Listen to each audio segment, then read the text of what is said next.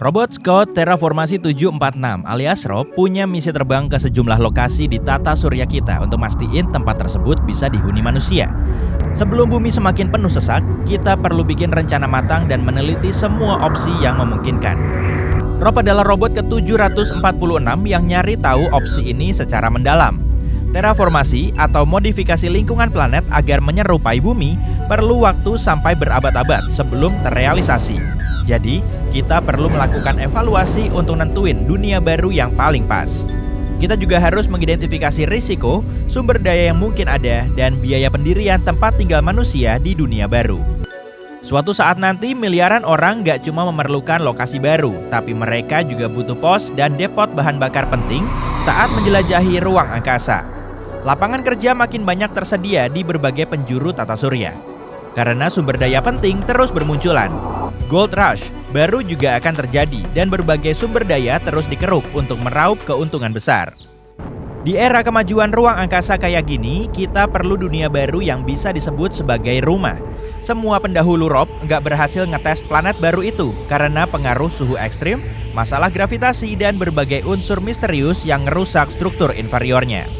Tapi bedanya, Rob terbuat dari bahan plastil revolusioner.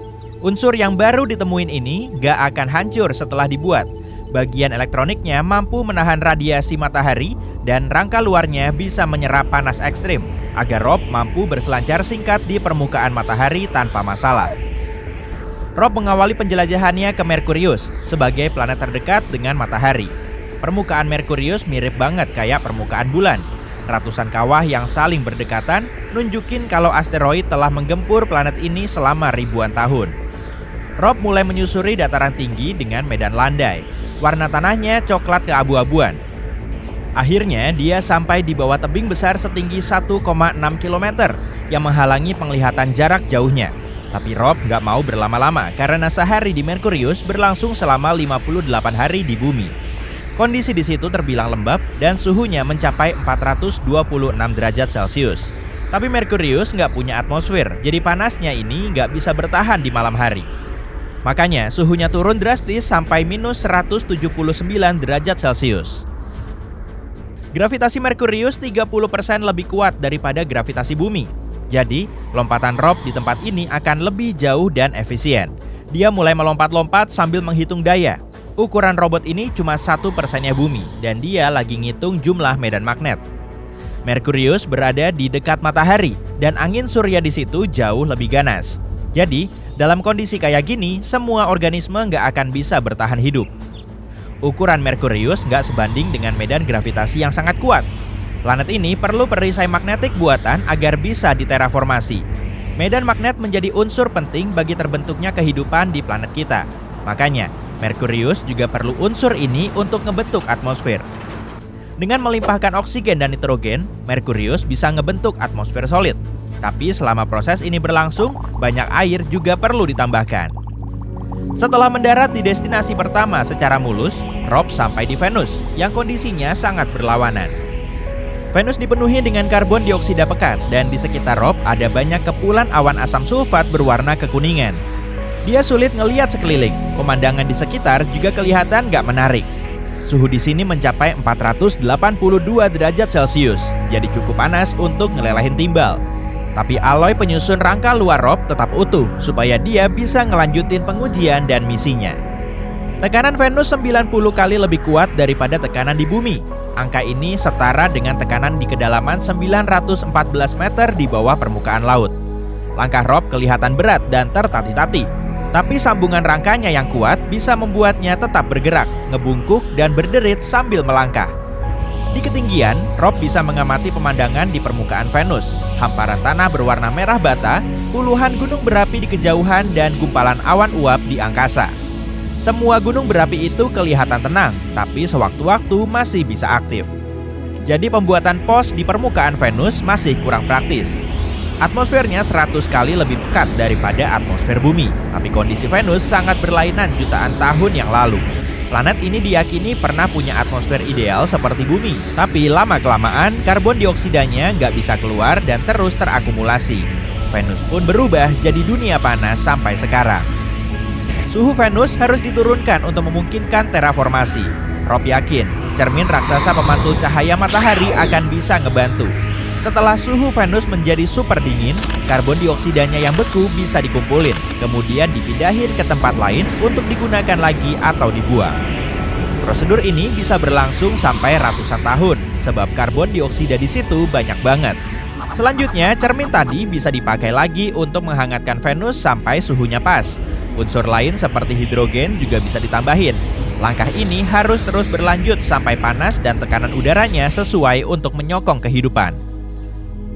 Rob ngelanjutin perjalanan ke planet yang paling sering dikunjungi robot di tata surya kita, yaitu Mars. Rob mulai melangkah di permukaan planet merah ini. Beberapa rekan robotnya udah rusak dan sebagiannya lagi terkubur di dalam pasir.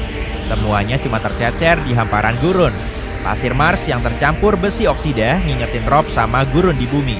Tapi suhu di sini jauh lebih dingin, hingga mencapai minus 62 derajat Celcius. Siklus hari di Mars hampir sama kayak di bumi, tapi intensitas cahaya mataharinya cuma 60%-nya bumi. Di sini, Rob bisa mengamati kondisi sekeliling sambil melompat-lompat, karena gravitasi Mars cuma 38%-nya bumi. Dia juga bisa ngeliat Olympus Mons yang setinggi 26 km itu dari kejauhan. Gunung ini menjulang sampai 3 kali lipatnya Everest dan menyandang gelar sebagai salah satu gunung tertinggi di tata surya kita. Rob mengamati es beku di dalam tanah dan airnya nggak mengalir. Kondisi Mars mirip banget kayak di bumi, tapi si planet merah udah lama kehilangan medan magnet. Angin surya juga telah merenggut atmosfernya. Sama kayak Merkurius, Mars perlu medan magnet buatan yang lebih kuat untuk mengikuti pergerakan Mars mengelilingi matahari, serta menjaga dan melindunginya seperti payung tak kasat mata. Setelah atmosfer Mars makin terbentuk, suhunya perlu dinaikin sampai kutub di sana mulai menghangat.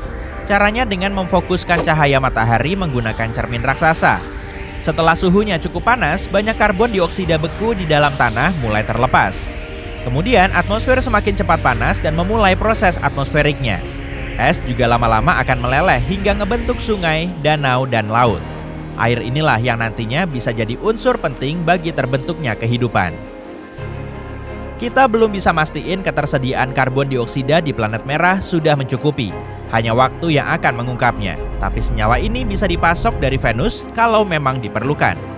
Kalau pihak terkait menyetujui proyek ini dan mereka bersedia mendanai estimasi Rob secara full, koloni pertama Mars akan bisa menghirup udara segar di sana dalam waktu 50 tahun. Rob melewati Neptunus, Uranus, Saturnus, dan Jupiter. Semua raksasa gas ini nggak bisa diterraformasi, tapi beberapa satelitnya bisa dimasukin sebagai kandidat di masa depan. Bahkan Callisto, Europa, Titan, Io, dan Ganymede memiliki potensi besar. Rob cuma terbang melintas, mungkin robot Scott ini perlu balik lagi di masa mendatang. Rob mendekati planet Katai Pluto sebagai destinasi terakhirnya. Suhunya berada di angka minus 232 derajat Celcius. Rob mulai mengamati pemandangan di planet terpencil itu. Di sekitarnya ada lembah dan bukit beku. Jadi dia nggak perlu berlama-lama untuk bikin perhitungan.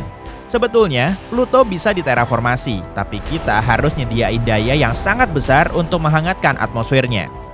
Energi konstan yang digunakan selama ratusan tahun akan mampu ngelelehin esnya agar si planet kerdil bisa punya banyak air. Kalaupun proses ini bisa diwujudkan setelah berabad-abad transformasi, para koloni masih perlu pasokan sumber daya berkelanjutan untuk menetap. Pluto mendapat 1/1600 cahaya matahari dibandingkan bumi. Jadi vegetasi yang ditanam di sana akan perlu cahaya buatan. Sumber daya yang diperlukan untuk terraformasi Pluto sangatlah besar, belum lagi waktu perjalanannya untuk sampai ke lokasi. Jadi baiknya Pluto dijadiin sebagai pos pertambangan aja. Air esnya bisa jadi komoditas bagus agar planet ini bisa laik huni. Akhirnya Rob bisa bernafas lega dengan mereview tata surya kita. Dan dari semua lokasi yang udah dikunjungi, Mars punya peluang yang paling besar. Tapi semua tempat ini masih perlu waktu lama agar mampu menopang kehidupan dan kita harus terus mengupayakannya. Termasuk juga meneliti Pluto, beberapa satelit planet lain, dan sabuk asteroid. Ada sumber daya penting di seluruh tata surya kita, dan ini bisa menguntungkan kita dimanapun juga.